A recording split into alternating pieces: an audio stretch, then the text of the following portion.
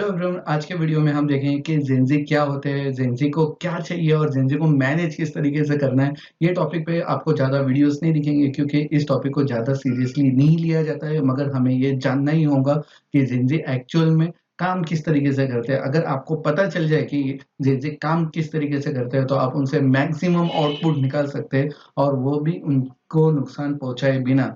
Actually एक दिमाग में सबके आ गया है कि जेनज़ी ये बहुत मस्ती वाले होते हैं या फिर वो किसी भी बात को सीरियसली नहीं लेते, पर आपको ये भी नहीं भूलना है कि जेनज़ी इन सब के साथ-साथ बहुत स्मार्ट भी होते हैं। उनके पास पहले से ही हाथ में टेक्नोलॉजी है और वो काफ़ी कुछ आपसे बेटर जानते हैं, मगर आपको उनको प्रॉपर्ली यूटिलाइज़ करते आना चाहिए। तो सबसे पहले हम देखते हैं कि जनरेशन कौन से अभी मार्केट में है। मार्केट में मतलब कौन से जनरेशन है। तो आप देखोगे कि सबसे पहले कि जनरेशन चार्ट में देखोगे कि साइलेंट जनरेशन सबसे पहले आता है। ये साइलेंट जनरेशन जो है, ये है 1928 से लेके 1945। इन्होंने वर्ल्ड वॉर देखी, इन्होंने सबसे ज़्यादा परेशानी झेली है अपने लाइफ में, इसलिए ये काफ़ी डिसिप्लिन भी है। उसके बाद में बेबी बूमर, ये जनरेशन जो थी ये फुल्ली फ़ोकस थी अपने इकोनॉमिक ग्रोथ के लिए, फैमिली वैल्यूज़ पर ये ज़्यादा फ़ोकस करती थी और बच्चों की तरफ भी ज़्यादा फ़ोकस करती थी और इसमें से ही बहुत से लोगों के पेरेंट्स यही इसमें से ही होंगे, बेबी बूमर में से। और फिर आता है जनरेशन एक्स। ये जनरेशन एक्स जो है, ये आप देखोगे कि इनके पास इंडिपेंडेंट आ चुका था। इनके पास डिजिटलाइज़ ये हो रहे थे। अभी डिजिटलाइज़ होना मतलब ये नहीं कि आपके हाथ में टेक्नोलॉजी आ जाना और आप यहाँ पर नई-नई टेक्नोलॉजीज़ भी आ रही थी और लोग इस नई टेक्नोलॉजी को दुनिया में ग्रो होते हुए देख रहे थे। इस जनरेशन ने काफ़ी फ़ास्ट ग्रो होते हुए देखा है, पर जेन ज़ी के इतना फ़ास्ट नहीं देखा होगा। और उसके बाद में देखते हैं कि जनरेशन मिलेनियल्स, ये जो थे इनके हाथ में इंटरनेट आ गया था, मगर स्लो स्पीड वाला था। इनके पास टेक्नोलॉजी थी मगर ज़्यादा फ़ास्ट स्पीड में नहीं थी जितनी जनरेशन एक्स के पास थी।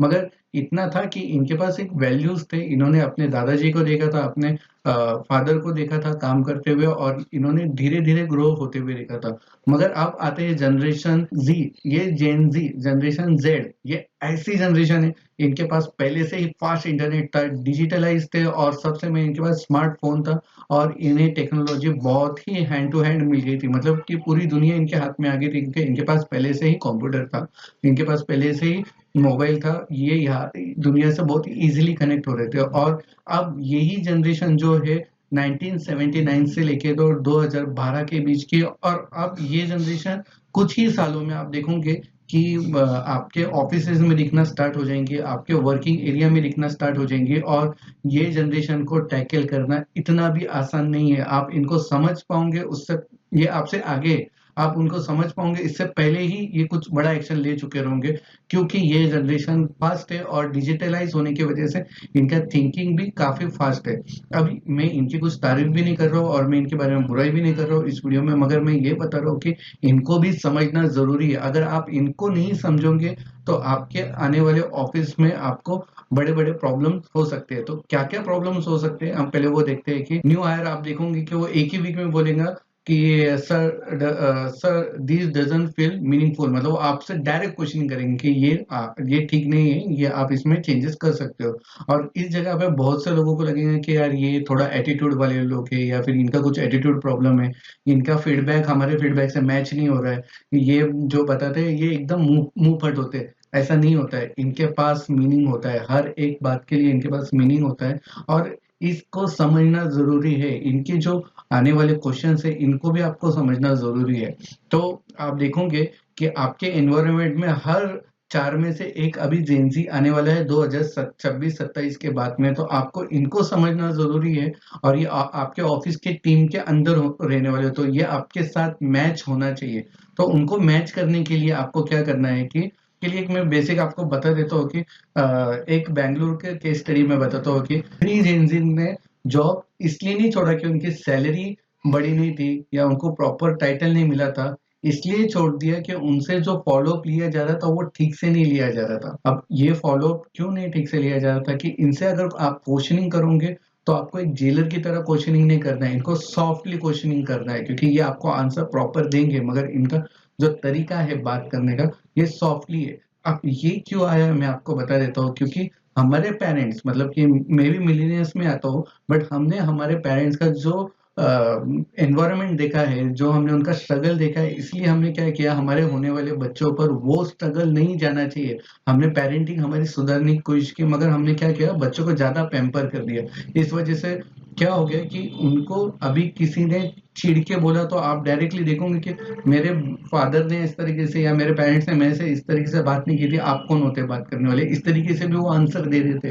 तो इसमें हमारी भी गलती है कि हमने उनको ज़्यादा पैम्पर किया, बट वो फास्ट ही इतने थे कि हम उनको भी टैकल नहीं कर पाए। अब जो मिलीनियर्स थे उन्होंने ना पेरेंट्स को ठीक से जवाब दे पाए, और आप देखोगे कि जो जेन को वो ठीक से संभाल नहीं पाए। तो इसमें मिलेनियल्स की भी काफ़ी बड़ी गलती है कि उन्होंने दोनों भी चीज़ें प्रॉपरली नहीं कर पाए। अब जेन जो है उनको समझ चुके हैं कि हमें मिलेनियल्स नहीं बनना है, क्योंकि उन्होंने देखा है कि उनके पहली वाली मिलियंस की पहली वाली जनरेशन जो थी वो काफ़ी डोमिनेटिंग थी, डिसिप्लिन वाली थी, इसलिए उनके ऊपर काफ़ी ज़िम्मेदारी थोपी गई थी और अब वो ज़िम्मेदारी नहीं लेना चाहते। तो इस जगह पे आप देखोगे कि वो आप उनको क्वेश्चनिंग करने जाओगे तो वो आपसे डायरेक्टली काउंटर क्वेश्चन करोगे, और ये उनका एटीट्यूड नहीं है। इसमें आप कभी देखोगे तो इसमें कुछ-कुछ मीनिंग भी रहता है कि हाँ, इन्होंने काउंटर क्वेश्चन किया है तो आप उसको समझिए पहले कि वो क्या बोलना चाहते हैं। तो उनका दिमाग बाकियों से क्यों अलग है? तो उनका दिमाग इसलिए अलग है कि उनको बहुत ही फास्ट चाहिए। अभी किस तरीके से फास्ट चाहिए? अभी कोई वीडियो देखा, उसपे तुरंत लाइक कर दिया, उसमें तुरंत शेयर भी कर देते और तुरंत वो कमेंट भी कर देते। मतलब कि वो अपनी बात तुरंत रख सकते हैं। तो इसलिए उनका दिमाग जो है बाकियों से काफ़ी अलग दिखेगा आपको, कि वो फीडबैक जो है उनको तुरंत चाहिए। अब कुछ-कुछ कंपनी में होता है कि प्रैक्टिकल रिजल्ट के लिए तो ईयरली फीडबैक बहुत ज़रूरी होता है, बट ये ईयरली फीडबैक के लिए रुकने वाले नहीं है। इनको डेली थोड़ा-थोड़ा फीडबैक लेना पड़ेगा। अब ऐसा क्यों? क्योंकि आप अगर ईयरली फीडबैक लोगे तो इतना इनके पास टाइम नहीं है। ये बोलते हैं कि इतना, मतलब अभी अगर किसी ने बोला कि सर मेरा परफॉर्मेंस कैसा है, और मैं बोलूँ कि मैं अभी दिसंबर में आपको बताऊँगा, वो बोलेंगे कि दिसंबर में, ये तो अभी और 6-7 महीने की बात है, इतना महीने कौन रुकेंगे? उनको तुरंत फीडबैक चाहिए कि मुझे अभी बताओ तो मैं अभी चेंजेस करूँ और मैं अभी उसके ऊपर वर्किंग करूँ। तो ये आप उनका पॉजिटिव एटीट्यूड देख सकते हो, और ये मैंने खुद ने मेरे ऑफिस में देखा है कि कुछ-कुछ जेन ज़ी ऐसे हैं कि वो चाहते हैं कि वो जल्दी से जल्दी इम्प्रूव करना चाहते हैं। वो इतना वेट नहीं करना चाहते कि 1-2 महीने देखेंगे फिर उसके ऊपर एक्शन लेंगे, वो तुरंत करना चाहते हैं क्योंकि उनको सीखना है, उनको फास्ट सीखना है। तो इसलिए वो एक्शन जो है वो फास्ट चाहते हैं। आप देखोगे कि वो हमेशा फास्ट मेथड ही यूज़ करेंगे। तो अभी मैंने जैसा बताया कि वो आपको एनुअल रिव्यू पर बोलेंगे कि हमें एनुअल रिव्यू नहीं चाहिए, हमें तुरंत वीकली एक 10 मिनट का तो भी चेक इन चाहिए, कि फ्रीक्वेंट मैक्रो फीडबैक, उनको फीडबैक तुरंत चाहिए कि चेंजेस चाहिए, या फिर उनका जो वर्किंग है वो पॉजिटिव रहो या सही रहो या गलत रहो, वो मैटर नहीं करेगा, उनको तुरंत चाहिए, ये मैटर करता है। फीडबैक, स्पीड, ट्रस्ट, कॉन्टेक्स्ट और क्लैरिटी, ये 4 पर वो ज़्यादा काम करते हैं। तो ये आपको इनके साथ रहना है तो आप उनके साथ एक रिलेशनशिप अच्छे से कर सकते हो। तो ये उनके मेन की है, आपको उसके ऊपर काम करना है। ये मैंने आपको जो 4 पॉइंट बताए, आपको मैं पहले वापस बता देता हूँ कि ये जो 4 पॉइंट्स हैं कि फीडबैक, स्पीड, ट्रस्ट के लिए उनसे आपको सॉफ्टली बात करना है, उनको आपको बिल्कुल भी के बात नहीं करनी है, क्योंकि ये इतने स्मार्ट है कि इनको डांटने की जरूरत नहीं पड़ती है। आप ये भी समझ लीजिए, अगर आप इनको डांटोगे तो ये तुरंत रिएक्ट करेंगे, तो आपको इनको डांटना नहीं है, इनके साथ सॉफ्टली रहना है, मतलब ये आप पर ट्रस्ट कर पाए। ठीक है, और ये जनरेशन के पहली वाली जनरेशन ने इनको डांटा नहीं है, हमें ये याद रखना है कि इनको डांटा नहीं गया। अगर हमने कुछ बोल दिया तो वो उनके डायरेक्टली दिमाग में आता है कि मैं ये एनवायरनमेंट से एग्जिट कर जाऊँ, क्योंकि ये मेरे लिए फिट नहीं है। ये इस तरीके से है कि आप देखोगे कि अगर मुझे कोई एग्जैक्ट वैसा है, अगर मुझे कोई वेब सीरीज पसंद नहीं आ रही है तो मैं तुरंत एक दूसरी वेब सीरीज स्टार्ट कर दूंगा। ये सेम जॉब को भी उसी तरीके से लेते हैं कि अगर मुझे ये नहीं पसंद आ रहा है ये एनवायरनमेंट, तो मैं तुरंत जॉब स्विच कर दूंगा या चेंज कर दूंगा, क्योंकि इनके पास इतना टाइम नहीं है कि ये आपसे उलझ सके। और उसके बाद में आपको कॉन्टेक्स्ट क्लियर होना चाहिए। आप जो भी बता रहे हो उनको क्लियरिटी, मतलब आपको स्मार्ट होना पड़ेगा उनकी तरह, कि आप उनको जो बता रहे हो वो प्रॉपर है, वो सही है, और उनको गलत साबित नहीं करना है, मगर आपको ही सही तरीके से उनको एक्सप्लेन करना है। वो आपका काम ज़रूर करेंगे, मगर आपको एक्सप्लेन प्रॉपरली करना है कि आपको चाहिए क्या उनसे। उसके बाद में क्लैरिटी भी होनी चाहिए कि अगर आपने मॉर्निंग में उनको टास्क दिया है तो उनको पहले ही बोल देना है कि आपको 5 बजे तक ये कंप्लीट करना है।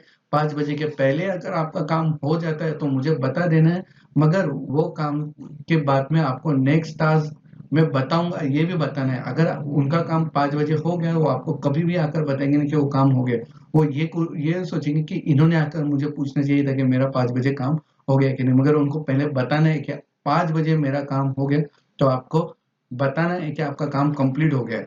तो इस तरीके से आपको उनके साथ रहना, मतलब हर एक इंस्ट्रक्शन, माइक्रो इंस्ट्रक्शंस उनके क्लियरिटी चाहिए कि पूरी तरीके से उनके साथ क्लियरिटी रखनी है। तो मैंने इसमें आपको अभी आपके कंपनी में कुछ जेनज़ी आ चुके हैं जो काम कर रहे हैं, तो उनके लिए मैंने 5 डेज़ का एक प्लान बनाया है, ठीक है? तो every Gen Z team member date of their last real feedback, पहले उनका देखो कि आपके पास कितने जेनज़ीज़ है और उनका लास्ट फीडबैक आपने कब लिया था, ठीक है? और उसको इस तरीके से प्लान करो कि नेक्स्ट डे में, कि पहले तो आपको पहले लिस्ट निकालनी है, फिर नेक्स्ट डे आप एक काम कीजिए कि शेड्यूल कीजिए कि 10 minute no agenda check in with each one, मतलब कि आप कुछ एजेंडा नहीं रखना है, उनसे कुछ हार्ड क्वेश्चंस नहीं पूछना है, आपने इजी क्वेश्चंस ही पूछने हैं, मगर उनसे पूछना है, कुछ बात करना है। Attach one line why to active task per person, मतलब कि हर एक से पूछो कि ये क्यों करना चाहिए, ये टास्क क्यों करना चाहिए, उन्हीं को पूछो कि मैं अभी आपको ये टास्क दे रहा हूँ, तो इस टास्क से आपको क्या, ये कंपनी को क्या फायदा होगा। तो उनको जब पूछेंगे तो वो आपको बताएंगे, और वो जब बताएंगे तो आपके और उनके बीच में एक बॉन्डिंग होगी।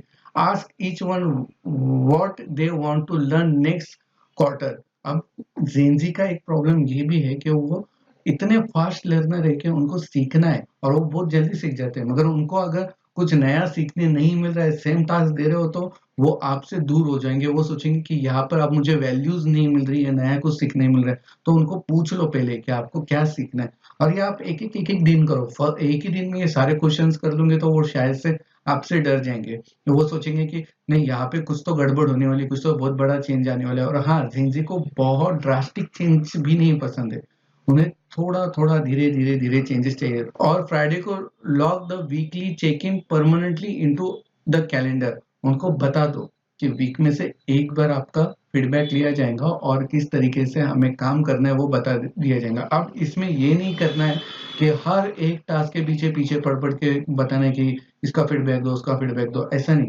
एक बार टास्क दे दिया, उनको कंप्लीट करने दो, फिर उसके बाद में जो चेंजेस आते हैं वो चेंजेस उनसे क्लियर करो। तो इस तरीके से आप जेनजी के साथ अच्छे से अपनी कंपनी में काम कर पाओगे। आप अगर बिजनेस ओनर हो, मैनेजर हो, तो आप इनको बहुत इजीली टैकल कर पाओगे। तो इस तरीके से आप जेनजी को मैनेज कर सकते हो। इसी तरीके से और वीडियोस देखने के लिए मेरे यूट्यूब चैनल को सब्सक्राइब कीजिए, बिजनेस विद फरहान, और लाइक और शेयर करना ना भूलिए। मिलते हैं नेक्स्ट वीडियो में।